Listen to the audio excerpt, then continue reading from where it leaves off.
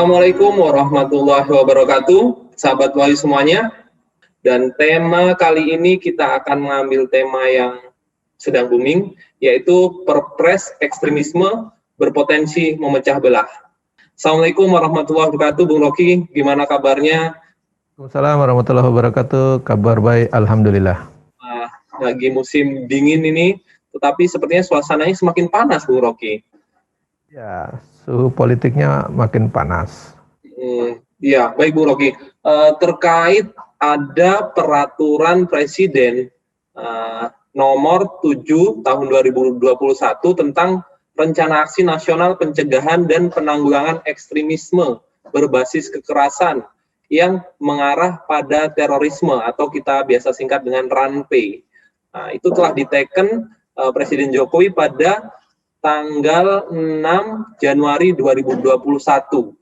Nah, langsung nih, kayaknya di masa seperti ini, Bung Rocky, ketika rejim itu lebih berfokus pada kebijakan yang mengarah pada radikalisme, ekstremisme, dibanding fokus terhadap pandemi COVID sendiri yang kita ketahui semakin hari korbannya semakin banyak, yang terinfeksi semakin banyak.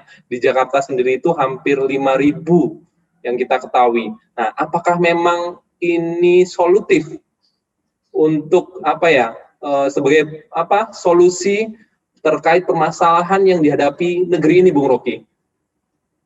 Ya, sebelumnya saya sampaikan Assalamualaikum warahmatullahi wabarakatuh kepada seluruh pemirsa Bincang Sahabat Wahyu dimanapun berada.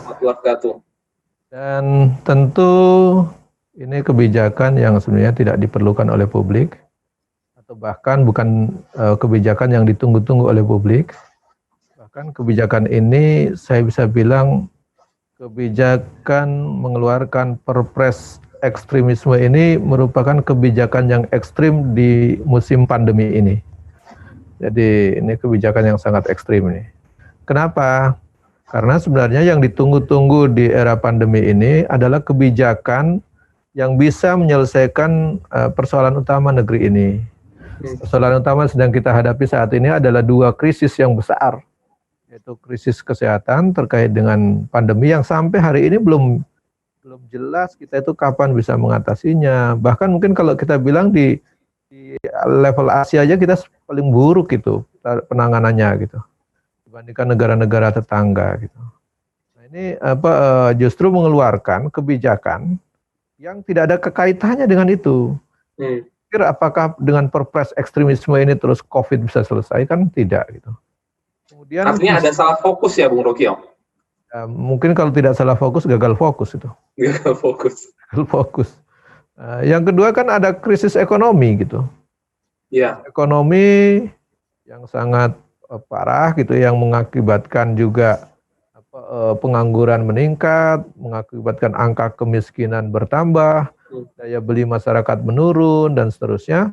Kenapa yang keluar justru Perpres seperti ini gitu, yang justru bisa memancing dan berpotensi untuk memecah belah anak bangsa gitu, saling mencurigai anak bangsa gitu, kemudian saling melaporkan dan seterusnya. Ini kebijakan yang jauh dari persoalan utama negeri ini. Yang ketiga juga kita ada krisis pemerintahan yang baik atau krisis good governance kita, di mana praktek-praktek penegakan hukum, praktek berantasan korupsi, pelanggaran HAM dan seterusnya itu jadi masalah gitu, dan itu belum bisa terselesaikan gitu. Korupsi kita kan kategorinya juara 3 di Asia lah gitu. Belum lagi di laporan internasional itu kan indeks prestasi korupsi kita IPK, indeks persepsi korupsi ya, bukan prestasi lah itu. Kita kan melorot jauh itu, turun 3 poin dari 40 ke 37. Sementara ranking negaranya dari 85 melorot kita, jatuh ke urutan 102 negara level dunia di antara 180-an negara itu. Jadi kita ini sangat buruk. Memang diakui juga oleh Mahfud MD sebagai Menko Polhukam bahwa ada apa, penurunan dari indeks persepsi korupsi kita yang sangat parah dibanding sebelumnya. Nah, bahkan ini sudah diprediksi, Bung Rocky, oleh Menko Polhukam kita, Bung Rocky. Kalau dia sudah memprediksi kemudian tidak mampu untuk mencegah, seharusnya malu itu. Ini menunjukkan rejim ini gagal mempraktekkan good governance, bahkan juga apalagi mempraktekkan clean government. Clean government itu kan pemerintahan yang bersih. Pemerintahan yang baik juga tidak bisa dilakukan karena banyak pelanggaran HAM, penegakan hukumnya juga tajam ke bawah, tumpul ke atas, tajam ke lawan, tumpul kepada kawan-kawannya gitu. Nah ini juga nampak kan gitu. Itu pemerintahan yang buruk. Berikutnya lagi lebih buruk lagi dengan tidak bisa melaksanakan clean government, pemerintahan yang bersih. Indikatornya ada 2 menteri yang di akhir 2020 kemarin ditangkap oleh KPK karena korupsi. Jadi menteri yang orang level paling dekat presiden saja tidak mampu dia cegah untuk tidak korupsi gitu. Apalagi orang-orang yang jauh dari level presiden, yang dari jangkauannya, gimana mau cerita mau memberantas korupsi? Jadi jauh sekali turunnya gitu. Jadi ini kinerja buruk yang dihasilkan, ditorehkan, dicatatkan oleh rejim pemerintahan Jokowi di akhir 2020 ini dan awal 2021 ini. Baik, jadi kira-kira apa latar belakang sebenarnya perpres ekstremisme atau RANPE ini, Bung Rocky, dan kira-kira siapa di balik perpres ini, Bung Rocky?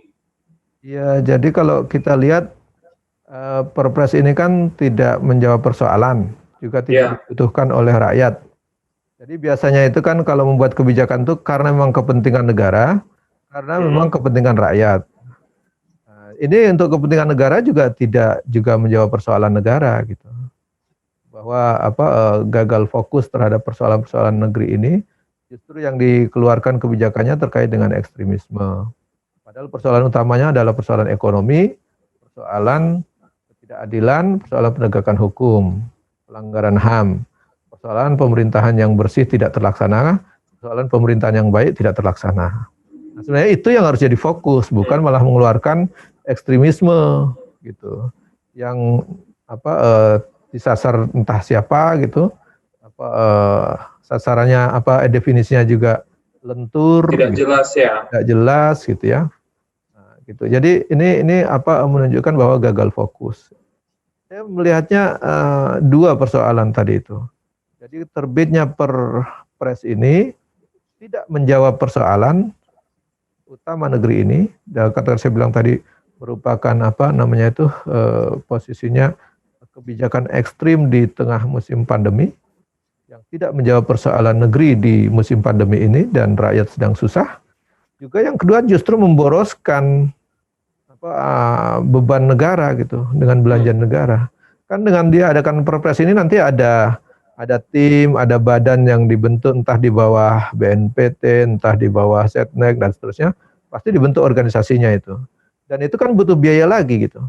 Jadi ini sebenarnya tidak menunjukkan kita sedang krisis, kok malah membentuk-bentuk lembaga-lembaga baru ataupun tugas-tugas baru seperti itu yang tidak ada kaitannya dengan persoalan utama negeri ini, yaitu krisis ekonomi, krisis kesehatan, dan praktek pemerintahan yang tidak baik ataupun non good governance dan juga tidak clean government. Nah, itu posisinya. Jadi ini persoalan yang tidak bisa kita lihat. Nah, kalau saya melihat ada agenda lain di balik ekstremisme ini. Patut diduga memang ekstremisme ini kan turunan dari isu radikalisme. Isu radikalisme juga itu turunan dari isu terorisme. Jadi ini sebenarnya ada agenda global juga yang masuk ke kebijakan ini nampaknya gitu. Jadi kalau dulu isu global itu war on terrorism, itu kan yang bisa ditangkap, dipersoalkan tuh orang yang melakukan teror.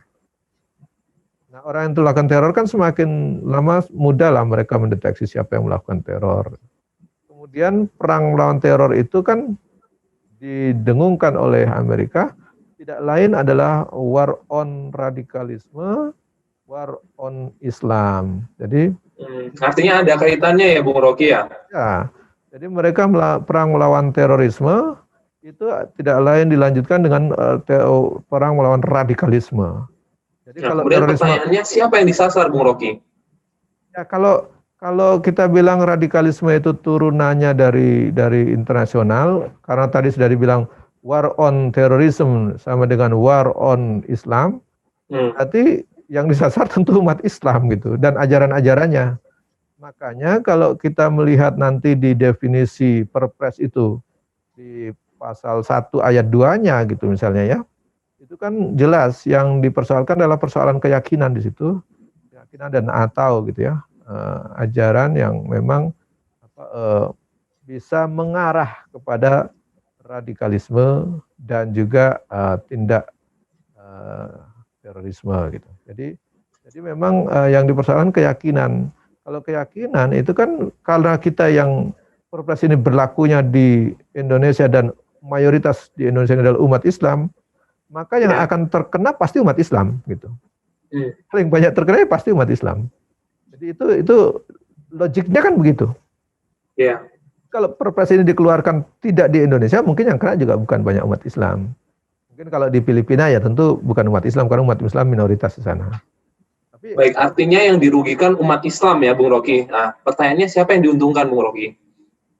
Ya, yang diuntungkan tentu pihak-pihak yang sedang kontra terhadap umat Islam, yang tidak suka dengan umat Islam pasti diuntungkan itu. Kan logikanya begitu, mudah saja membacanya. Jadi kalau memang yang dirugikan umat Islam, tentu yang diuntungkan yang anti terhadap umat Islam atau mereka yang menganut Islamofobia gitu. Kalau dideteksi kembali siapa sih yang menganut Islamofobia saat ini? Ya tentu para pihak yang paling getol menolak isu-isu tentang Islam, baik itu ajaran-ajaran Islam terkait dengan syariah, terkait dengan jilbab, terkait dengan zakat, terkait dengan syariah, terkait dengan khilafah, terkait dengan jihad dan seterusnya. Pasti mereka yang paling diuntungkan. Kalau kita lihat Perpres ini kan gitu. Karena yang disasar pasti umat Islam dan ajaran-ajarannya gitu. Nah, kalau udah seperti ini tentu umat Islam yang menjadi pihak yang dirugikan. Karena dengan Kepres ini tentu kebijakan ini akan berlaku dan menyasar yang paling banyak terkena dampaknya adalah umat Islam karena umat Islam yang paling banyak jumlahnya di negeri ini gitu. Nah, itu kan unik itu. Kita baru aja dengar kemarin di Filipina itu malah yang penduduknya mayoritas non-muslim justru bisa mengeluarkan kebijakan hari hijab nasional kan mereka. Mengeluarkan kebijakan undang-undang hijab nasional. Jadi ada hari hijab nasional. Nah, kita di sini yang mayoritas muslim malah mempersoalkan hijab itu sendiri, kan lucu itu. Jadi ini terbolak-balik dunia ini gitu. Negeri terbalik ini. Iya, harusnya ya muslim harusnya wajar dong jilbab, itu jangan dipersoalkan. Malah di negeri yang minoritas mereka bisa menghormati, bisa menghargai dalam konteks negara, bisa mengeluarkan kebijakan yang memberikan perlindungan. Justru di sini orang yang pakai jilbab jadi persoalan gitu. Itu posisinya. Jadi aneh gitu. Ajaran-ajaran Islam yang lain dipersoalkan. Ya memang wakaf kemarin tidak dipersoalkan, tapi kan satu itu mungkin ada kepentingan lain tentu. Jadi mungkin dengan pertimbangan benefit yang lain sehingga tidak dipersoalkan. Tapi ajaran-ajaran Islam yang lain itu nampak sekali dipersoalkan. Nah, itu posisinya. Jadi yang diuntungkan tentu pihak-pihak yang paling tidak suka atau mengalami Islamofobia dengan Islam. Islamofobia itu kan ketakutan terhadap ajaran-ajaran Islam, juga terhadap umat Islam, aktivis Islam dan pimpinan-pimpinannya. Itu Islamofobia. Dari Islamofobia itu nanti akan meningkat menjadi kebencian terhadap Islam. Kan dari awalnya orang takut. Kalau sudah takut, dia pasti membenci karena nggak mau bertemu, nggak mau dekat. Itu jadi dari awal ketakutan itu jadi kebencian. Setelah benci, maka dia bisa memusuhi. Nah, itu yang ya nasib umat Islam yang mayoritas di negeri ini bisa mengalami tadi diskriminasi, justru tekanan-tekanan. Gitu. Nah, semestinya ini yang harus dilindungi oleh negara dengan kebijakan yang lebih berpihak kepada umat yang mayoritas ada di negerinya. Gitu. Baik Bung Rocky, kita sampai di segmen apa kata mereka Bung Rocky. ada salah satu sahabat yang bertanya, ini negeri gimana sih gitu? Seharusnya tugas negara itu kan yang menjamin persatuan dan kesatuan anak bangsa gitu kan. Tapi bukannya sebaliknya gitu. Nah, gimana Bung Rocky menyikapi pertanyaan seperti itu, Bung Rocky? Ya, memang semestinya memang negara bertanggung jawab penuh untuk menjamin gitu ya, menjamin keamanan, keselamatan semua warganya tanpa pandang bulu, karena semua warganya itu wajib mendapat perlindungan yang sama di muka hukum dan pemerintahan. Harusnya begitu. Nah, tetapi kalau sudah ada seperti ini, ada tudingan yang satu ekstrim, yang satu radikal, yang satu teroris, satu ekstremis dan seterusnya. Bahkan dalam konteks keyakinan yang dipersoalkan, bukan aktivitas itu. Nah, ini sudah akan memecah belah anak bangsa itu sendiri. Dan apalagi gitu ya, apalagi nanti sampai di program aksinya, rencana aksinya itu sampai boleh melaporkan, mempolisikan gitu ya kepada orang yang diduga punya paham yang ekstrim gitu ya atau keyakinan yang ekstrim. Ini berbahaya sekali. Yang terjadi adalah sesama anak bangsa yang awalnya itu saling kompak, bersatu, rasa persaudaranya tinggi, tidak ada kecurigaan. Dengan adanya ini orang bisa saling curiga, wah itu ekstrim, ini ekstrim, itu ekstrim dan seterusnya. Gitu, padahal pendapat orang kan bisa saja ekstrim. Justru ekstrim itu menunjukkan sesuatu yang unik dari yang lain kan gitu. Jadi kalau itu ditutup tidak ada kreativitas lagi manusia dalam konteks berpikir dan menghasilkan karya gitu. Yang justru tidak boleh itu harusnya tindakan yang sifatnya pidana atau radikal gitu boleh lah. Tapi ini kalau sudah sampai ke keyakinan yang dipersoalkan, ini yang kita khawatirkan. Nanti misalnya begini, kalau sampai persoalan ekstremisme dalam konteks mengarah kepada radikalisme itu kan bisa saja seorang ustadz, seorang ulama dia menjawab sesuai dengan dalil-dalil bisa dipersoalkan. Misalnya begini, misalnya ada seorang yang mempertanyakan, misalnya datang kepada ustadz atau habib atau ulama misalnya, dia tanya apa hukumnya terhadap orang yang menghina Nabi dan melecehkan Al-Quran misalnya. Nah, Ustadz itu bisa menjawab, wah itu hukumannya bisa sampai di kisos atau dibunuh misalnya gitu ya. Iya. Kalau sampai begitu bisa dibilang wah itu ekstrim itu gitu. Itu posisinya seperti itu gitu. Misalnya lagi kalau ada orang yang seperti yang dilakukan di Prancis itu ya. Boleh nggak dalam konteks orang yang dalam Islam itu kan kalau murtad itu hukumnya di dalam agama itu seperti apa? Dijawab misalnya siapa yang mengganti agamanya berdasarkan dalil-dalil yang ada itu bisa dibunuh misalnya gitu. Nah itu bisa saja langsung dianggap ini pandangan yang ekstrim, padahal itu bagian dari ajaran Islam. Nah, ini yang berbahaya ini yang begini-begini. Harusnya dalam konteks keagamaan itu tidak boleh dipersoalkan harusnya. Dalam konteks keyakinan tidak boleh dipersoalkan. Yang dipersoalkan kalau orang itu melakukan tindak pidana. Nah, itu lain lah itu. Jadi ranah negara itu harusnya begitu. Nah, kalau orang yang berkeyakinan tadi kemudian masyarakat lain boleh lapor-laporkan ke polisi, kemudian ditangkap, perlu saling curiga. Yang satu melaporkan yang lain melaporkan yang lain. Jadi kalau sudah begitu suasana kehidupan masyarakat itu jadi tidak nyaman. Nah, modal negara ini kan terbangun bisa kuat karena ada kekompakan masyarakat, ada ikatan yang saling percaya di antara masyarakat untuk hidup bersama dalam suatu konteks kenegaraan. Dalam suatu konteks masyarakat dan kenegaraan. Nah kalau ikatan-ikatan itu yang menjadi modal sosial masyarakat yang sangat baik, kemudian dipecah dengan keluarnya kebijakan yang akhirnya masyarakat itu saling curiga, bisa saling mencurigai sesama satu yang lain, dianggap satu ekstrim, satu tidak. Ini justru memecah belah kekuatan ikatan negeri ini, gitu. Ikatan sesama anak bangsa, bisa saling curiga, bisa saling akhirnya yang kehidupan yang nyaman, damai bisa jadi tidak nyaman. Baik Bung Rocky, saya mengambil satu situs di bbc.com Bung Rocky, tanggal 20 Januari 2021, judulnya Perpres Ekstremisme Bisa Picu Konflik Antar Masyarakat. Bagaimana pemerintah definisikan ekstremisme dan kelompok intoleran. Dari pengamat terorisme dan koalisi masyarakat sipil, Irawan, bahwa Perpres ini disalahgunakan oleh kelompok tertentu lantaran tidak jelasnya batasan ekstremisme di Indonesia, gitu Bung Rocky. Bahkan pasalnya dalam Perpres tersebut, masyarakat dipersilahkan untuk melapor tadi kan ke polisi jika mencurigai adanya individu atau kelompok yang dicurigai sebagai ekstremis. Nah, sedangkan dari pihak BNPT, juru bicara BNPT, Edi Hartono mengatakan bahwa peraturan presiden tentang pencegahan dan penanggulangan ekstremisme ini ditujukan untuk melindungi masyarakat dari ancaman ekstremisme yang mengarah pada aksi terorisme. Nah, bagaimana menurut pandangan Bung Rocky dengan pro kontra dua pihak ini, Bung Rocky? Ya, jadi pandangan tadi menunjukkan bahwa cara pandang negara atau pengelola negara atau pejabat negara itu memandang persoalan utama negara ini adalah ekstremisme.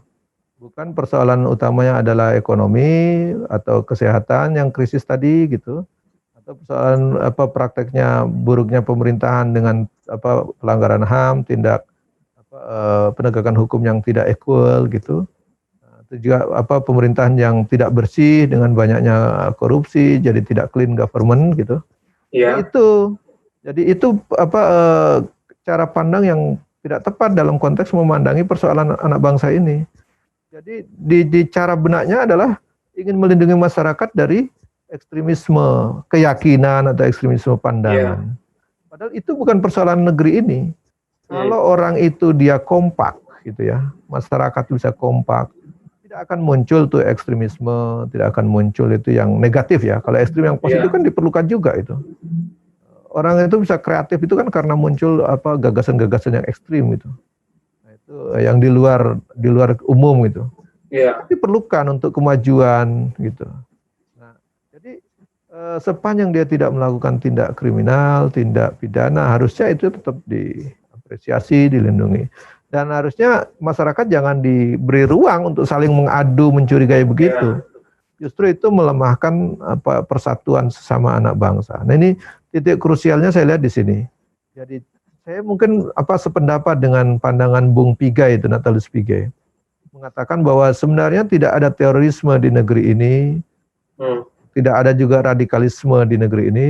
Yang ada adalah cara pandang para pemimpin bangsa atau pejabat negara yang sangat radikal gitu, yang sangat intoleran terhadap persoalan-persoalan, sehingga memandang persoalan utama itu adalah radikalisme, bukan persoalan utamanya adalah ekonomi, bukan persoalan utamanya adalah krisis kesehatan dan seterusnya. Jadi ini cara pandang ini. Jadi kalau saya melihat cara pandang yang memposisikan ancaman negara, krisis ini sebenarnya semua persoalannya dianggap sebagai ekstremisme atau radikalisme. Padahal masalah utama kita adalah ekonomi. Kesenjangan, penegakan hukum yang tidak adil. Di situ sebenarnya persoalannya harusnya fokus ke sana gitu. Gitu. Baik, Bung Rocky, pertanyaan selanjutnya Bung Rocky. Sebenarnya apa pandangan Islam terkait kebijakan ini seperti apa, dan apakah diperbolehkan Bung Rocky dalam pandangan Islam kebijakan seperti ini Bung Rocky? Nah, dalam Islam itu kan dilarang sesama Muslim itu untuk memata-matai atau mencurigai itu dilarang. Karena itu adalah pangkal merusak ukhuwah, merusak persaudaraan, merusak persatuan. Nah, ajaran Islam itu justru disuruhnya untuk memperkuat silah ukhuwah, memperkuat persatuan, bukan memecah belah atau bukan malah saling mencurigai. Jadi ini jelas kebijakan seperti ini dalam pandangan Islam sangat tidak sinkron, tidak sesuai, bahkan bertentangan gitu. Jadi Islam itu kan datang untuk memberikan rahmatan lil alamin, memberikan rahmat bagi seluruh alam. Justru ukhuwah dan persaudaraan itu betul-betul dijaga. Jadi perbedaan yang ada itu dianggap tidak menjadi persoalan yang persoalan yang harus dibesar-besarkan. justru dicari kesamaan yang bisa memperkuat persatuan dan persaudaraan. Itulah ajaran Islam gitu. Jadi kalau nanti Islam yang dituduh ekstrim dan seterusnya itu udah betul-betul gagal paham itu. Bisa juga karena gagal paham, juga karena tidak mau paham, bisa jadi seperti itu gitu. Gagal paham, gagal fokus, sehingga kacau. Ya, yang dikeluarkan kebijakannya tidak menjawab persoalan yang ada gitu. Baik, kira-kira apa nasihat ya untuk anak bangsa, kemudian untuk petinggi negeri ini atau penguasa negeri ini? Kira-kira apa Bung Rocky yang akan diberikan Bung Rocky? Ya, sesama anak bangsa, justru kalaupun ada kebijakan yang berdampak untuk bisa berpotensi memecah belah, sesama anak bangsa saya berharap supaya justru melawan pihak manapun yang mencoba untuk memecah belah persatuan kita. Jadi harus kita semangatnya semangat ukhuwah persatuan. Jadi justru membangun kekompakan, membangun solidaritas. Apalagi di musim pandemi ini menghadapi persoalan krisis ekonomi, persoalan krisis kesehatan, semestinya sesama anak bangsa saling tolong menolong, saling bantu membantu, saling bahu membahu, kalau perlu saling meringankan beban gitu untuk menghadapi persoalan. Dan itu hanya bisa terwujud kalau sesama anak bangsa ini tidak ada kecurigaan. Tidak ada kompak ya, Bung. Ya itulah harus ada kekompakan. Nah itulah yang harusnya kita pupuk. Dan tidak boleh sesama anak bangsa terprovokasi untuk memusuhi sesama anak bangsa. Tidak boleh itu. Jadi cara memandangnya musuh kita itu bukan sesama anak bangsa. Musuh kita itu ada di luar sana. Yang ingin memecah belah ataupun dari pihak asing yang ingin menguasai sumber-sumber daya alam kita gitu ya. Yang ingin mengambilnya tanpa hak gitu. Nah itulah sebenarnya yang harusnya kita sudah diambil Bung Rocky.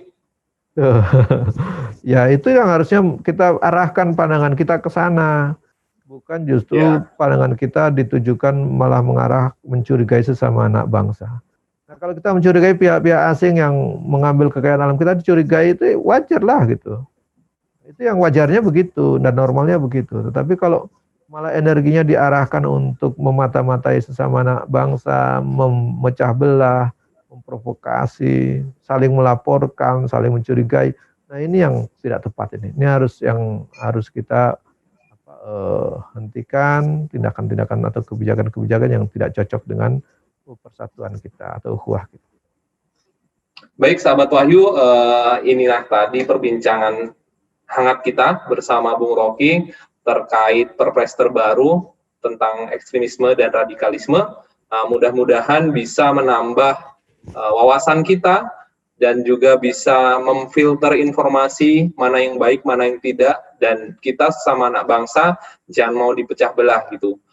Bahwa kita harus melihat di balik layar ada apa kebijakan ini diciptakan gitu kan, bukannya kita disuruh bertengkar saling melapor gitu. Kita harus melihat ada gagasan apa, ada tujuan apa di balik terciptanya perpres ini. Saya ucapkan terima kasih, jazakallahu khairan katsiran buat Bung Rocky Al-Maroki. Sampai bertemu di segmen berikutnya. Dan kepada sahabat Wahyu saya ucapkan juga terima kasih banyak, jazakallahu khairan katsiran. Sampai bertemu di episode selanjutnya. Assalamualaikum warahmatullahi wabarakatuh. Waalaikumsalam warahmatullahi wabarakatuh.